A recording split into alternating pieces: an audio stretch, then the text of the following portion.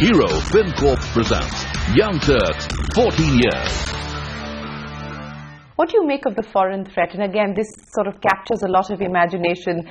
Amazon taking on Flipkart and Snapdeal, Uber taking on Ola. Do you believe that the threat of the big foreign giant in that sense is exaggerated?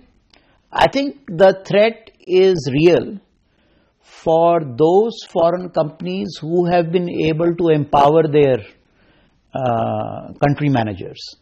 And I think Amazon would fall in that category for sure. So I think those players that are finding that they missed China, which is what happened for Amazon, and US is now plateaued, and they are a public company, they need to grow to get their stock up. There is a very good case for them to do resource allocation in favor of India.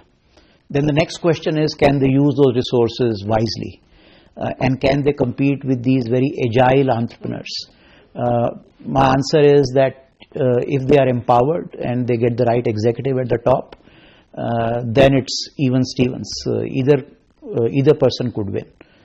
And which is very good news, because while on one hand I believe that there is a premium to leadership, I think great companies come in pairs. So there should be an Uber to challenge Ola, which by the way we are investors in through Taxi for sure. Yeah.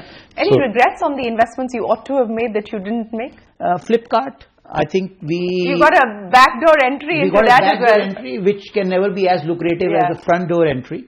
We regret missing a Just lot. the one? No, there are so many. The history is written with all the regrets. The top three maybe? The top three, I guess the other one that we probably missed was Mu Sigma. What about Young Turks? 3, we chose Taxi for sure over Ola. We had the option of looking at both. So I think in hindsight, Ola turned out to be a better place for their investors. You know, again, talking about what we're seeing happen in this space at this point in time, a lot of money is being spent on traditional advertising. I mean, these are digital businesses that are investing huge amounts of money, getting brand ambassadors in the form of Shah Rukh Khan, front page ads every day in the newspapers. Does that... Two of our portfolio companies are doing that. Shah Rukh. Yeah, does that worry you? No. I think digital marketing is very transactional, while television helps you build a brand which has much longer recall. But as Shah Rukh saying that he uses Big Basket to order his groceries, does that do anything as far as the brand is concerned? I mean, it doesn't come across as an authentic message. I guess he has a lot of fan following. And people do emulate him. I'm talking about the return on investment. I think return on investment, we feel very positive that if you want to build a long-term company, you do need to be on television, especially once you are a national business. You can't afford television if you are a local business present in one market.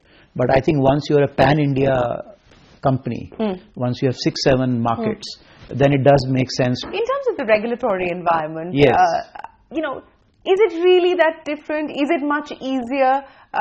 You know, the government is now talking about this startup policy, and we probably will have a new startup policy in place early next year. But have you really seen the regulatory environment becoming that much easier? I think by and large, consumer internet or tech businesses don't have too much of regulation. Are you worried that we may now be in a position where, because you know you've got the offline retailers going to court, you've got the confusion that continues over foreign direct investment into e-commerce. Do you believe that we are, and you've got various ministries now talking about bringing in regulations for this sector, do you believe that that could be a potential risk? My sense is that the current government is very closely connected to the ecosystem, and therefore their policies are indeed very business friendly, because they are very bottoms up. The feedback is coming from entrepreneurs themselves, and the reality is that even in United States only 10% of retail has gone online, 90% is still offline. So offline ain't gonna go in a hurry. And I think their fears may be exaggerated. Okay. What excites you today? What kind of company would excite you? We've talked about the themes and the thematic investments that you're likely to make. How much money are you going to play around with in 2016?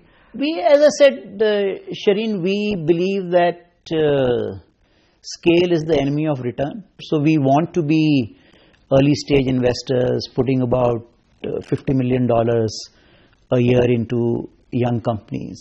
So I think we found our sweet spot. So our model is that we are not chasing scale. We are not a company which needs to grow. We just need to pick the best businesses that are out there within the capital that we have decided to deploy. So a niche player is how you would like to be recognized? Early stage investor, yeah. Okay. Well, we wish you the very best of luck for 2016. Thank you very much for joining us on Young Turks. Thank you, Shereen.